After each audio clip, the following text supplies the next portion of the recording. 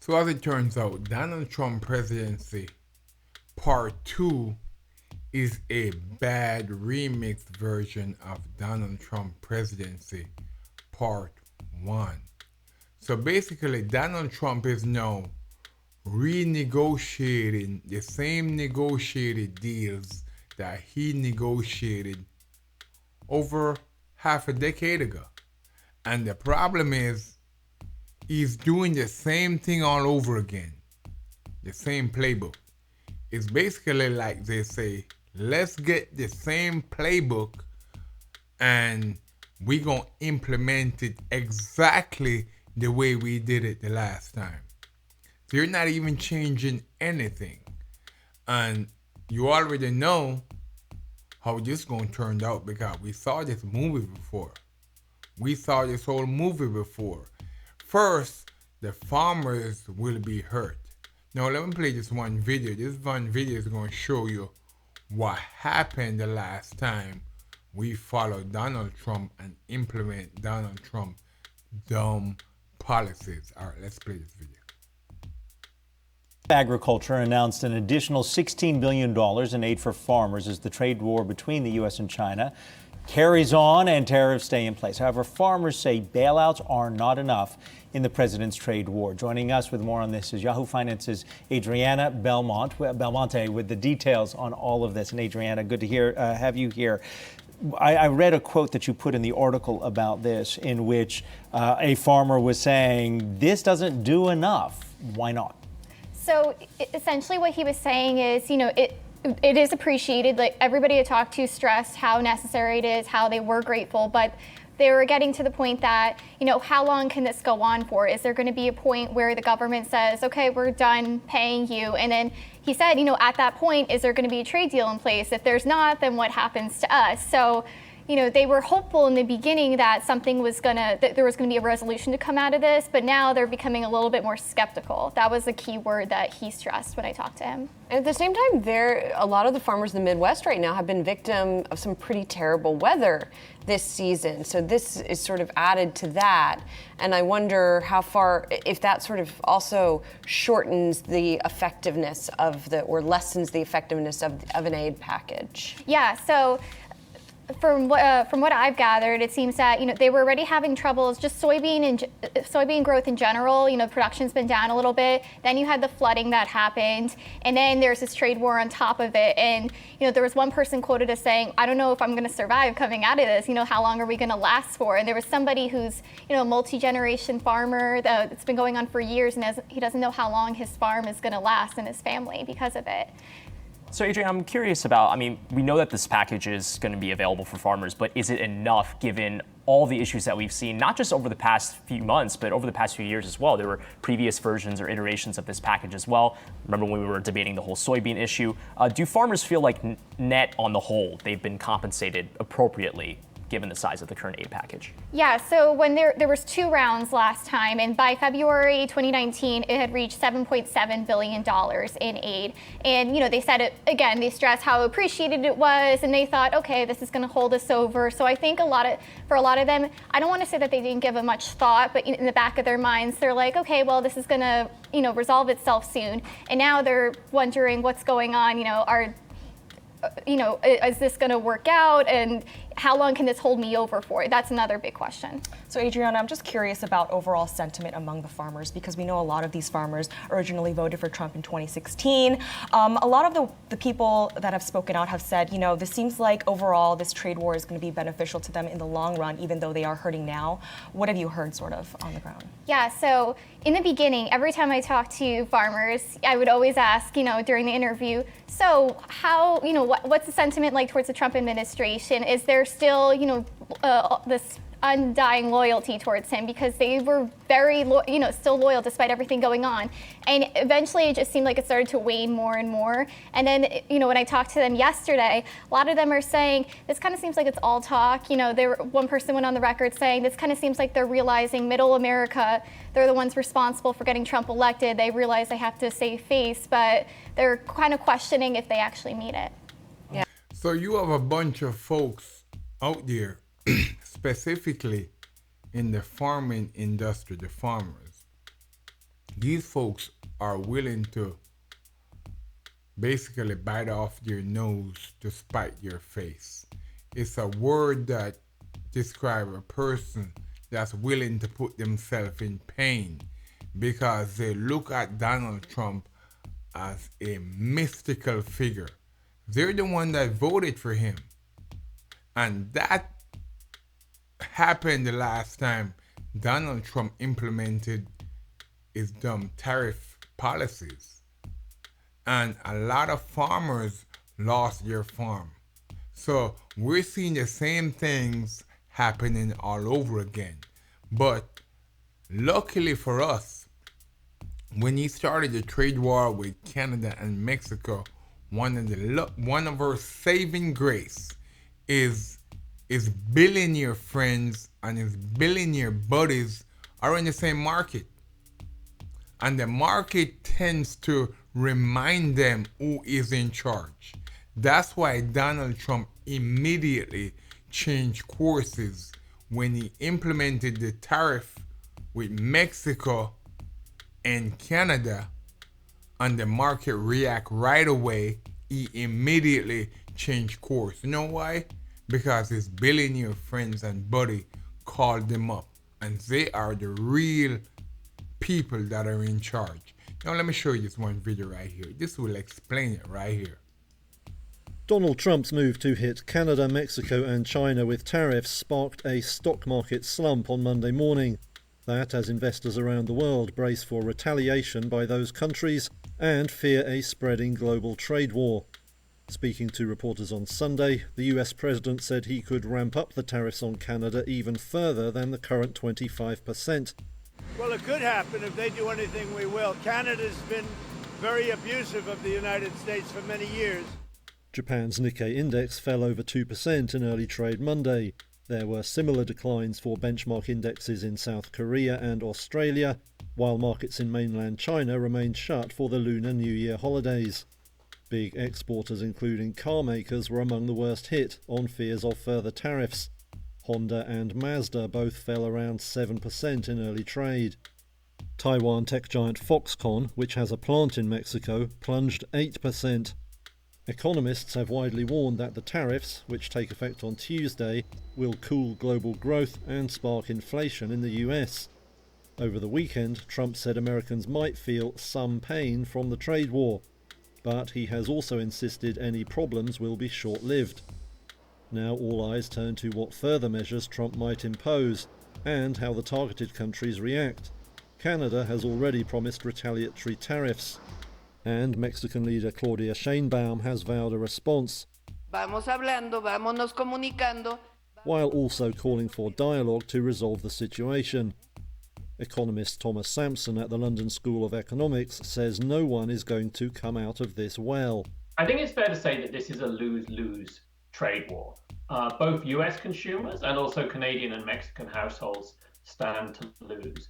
The Tax Policy Center has just put out an analysis suggesting that after-tax US household income could fall by 1% as a result of these tariffs. That's a cost of about $1,000 to the average US household. Trump says the EU is certain to be on his target list. It will definitely happen with the European Union, I can tell you that. So a wise man once said that the definition of insanity is doing the same things all over again and expecting a different result. And the problem is, we saw this old movie before. And all of us suffer because, as you saw in the very first video that I showed, we had to bail out the farmers. The taxpayers had to bail out the farmers. And the fact is, the world is laughing at Trump because these chaotic policies often met with pushback. And then Trump have this unique ability to spin failure as something that's as a win. Because he had to pull back. The market crashed and he had to pull back. But he tried to sell that to his MAGA supporters as a win. All right, let me play that video because it's not fooling no one. Most of us can see right through it. All right, let's play this one video. Catherine Rappel, I want to start with you. According to the White House press secretary, quote, Canada is bending the knee just like Mexico. Is that what's happening here? This is hilarious to me because Trump got rolled by both of these countries, and no one, least of all Trump, seems to have realized it. Both the leaders of Mexico and Canada have agreed to do what they have already been doing. It's just that Trump didn't seem to know about it.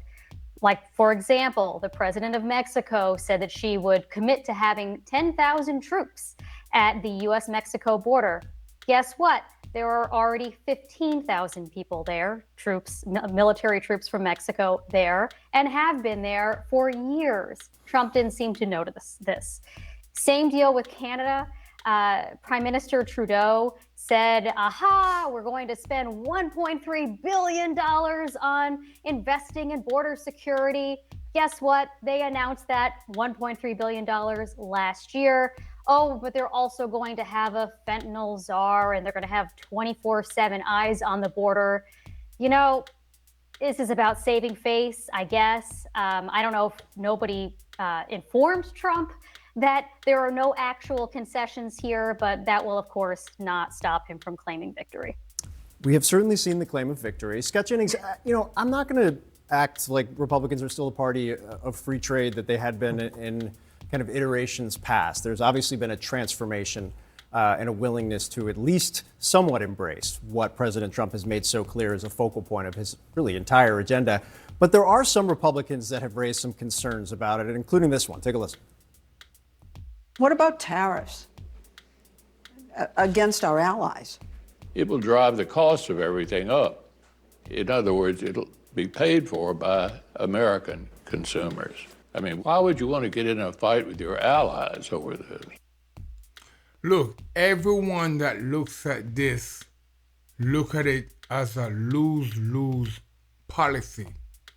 The Wall Street Journal, which is run by Fox News' Rupert Murdoch, said Trump dumb trade war. That's how they describe it. You guys are gonna pay for it. You guys are gonna pay for it. But luckily for us, there's a few of us who actually see the con for what it is. So I'm gonna play this one video. Mr. Bartender, I came across one guy who have the ability to peel back all the layers and expose what these guys are doing. But some of you guys are still not gonna get it. But I'm gonna go ahead and play this one video. I'm gonna drop his link in the description as well because he's doing great job, great work out there. Well, would you look at that? The fence is back. And that must mean only one thing. We are finna take us a little walk and talk, friends. And folks, you already know what is on tap for today. We are gonna talk about these tariffs and the fact that the tangerine tyrant is already 0-2 in this little trade war. As it would turn out, our maple-flavored friends had a little surprise in store for us as we all sat around and watched our country be sold to billionaires. They were putting together a little plan to put Pumpkin Spice Palpatine and all of his pals in their place. Spoiler warning, if you live in a red state, your life is about to get a lot more expensive. And them fine folks south of the border, well, they just laughed and said bet as they prepared to deal a deadly blow to our American automotive industry. I feel like the Fanta fascist has forgot he was one of the key people who made it possible for all this south of the border car production. And before one of the copper-tone cowards cadre of cronies hops in my comment section to tell me there's no way their God King could have saw these price hikes coming, I can prove you wrong. You see, my not-so-good friend, Mayo Sapien Mao left exactly one little exception in his sweeping 25% tariffs. He only put 10% on energy. But Mr. Bartender, why would he only put 10% on energy instead of the full 25%? Well, once again, you have landed on a good question, ongoing made-up patron. Give me just a second, I'm gonna get to it. You see, friends, by only tariffing energy by 10%, it absolutely shows they know the price hike is coming and the average red state cannot afford a full 25% increase. The reality of the situation is most of you red hat rockers couldn't afford a 1% increase, but 10% is absolutely a price he is willing to make you pay to prove his point. Exactly what point that is, we're all kind of still wondering, because there is absolutely no upside to this bullshit for anybody involved. Nobody will make any kind of money. The only reason the Bone Spur Bandit's even going through with this bullshit is because you idiots believed the lie and his ego is too big to back down now. But Mr. Bartender, won't this force American companies to start manufacturing our products instead of having to import them? No, you're just going to pay 25% more for them. But even if you were right, you're not, you're wrong, but let's just assume you were. Where the fuck they gonna manufacture all this stuff at? Who is going to man the factories? Unemployment is at an all-time low. Where exactly are you going to find the fucking workers? Exactly how long would it take them to be built? Where are the materials going to come from? Do you seriously think a single company is going to tank their profits for the better part of 2 decades just so they can make stuff here when all they actually have to do is charge you 25% more and you will absolutely pay it? Will y'all ever get the molasses out of your asses and unfuck yourselves? No, we are going to pay for it. And in addition to that, let me remind these folks what exactly happened, because we're going to pay for it. We're going to have to bail out the farmers.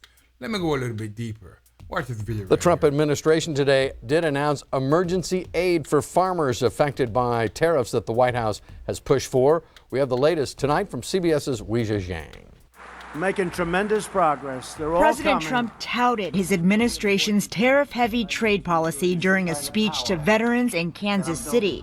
But around the same time in Washington, the U.S. Department of Agriculture introduced a $12 billion plan to help farmers who are feeling financial pain from China's retaliatory tariffs. The proposal includes direct payments to farmers, purchasing excess crops, and building new export markets. And the farmers will be the biggest beneficiary. Watch. We're opening up markets. You watch what's going to happen. Just be a little patient. In June, the president announced tariffs on Chinese goods. Because we have to, because we've been treated very unfairly.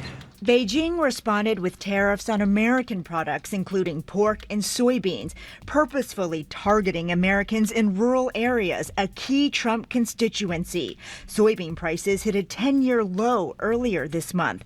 Nebraska Republican Senator Ben Sasse is a frequent Trump critic and represents many farmers taking the brunt of the impact. What the administration is offering them instead is $12 billion of gold-plated crutches. That's not what anybody wants. Sasse is among a growing list of Republicans rejecting the president's trade policies and this morning's tweet calling tariffs the greatest. At no point have I heard a farmer or rancher say, you know what we want? We want more bailouts. We want more welfare. What they want is less trade war. So again, Donald Trump was not even creative enough to manufacture a new con, to put forward a new agenda that was different from Presidency Part 1. He basically know you guys would buy the foolishness and roll the same con, the same failed policy to you guys all over again. And you guys are clapping your hands, stamping your feet, and you're behaving like Donald Trump is doing this great stuff, and he's basically just doing the same stuff all over again. But we out. Like, subscribe, leave a comment, let me know what you think, and look forward to the next video.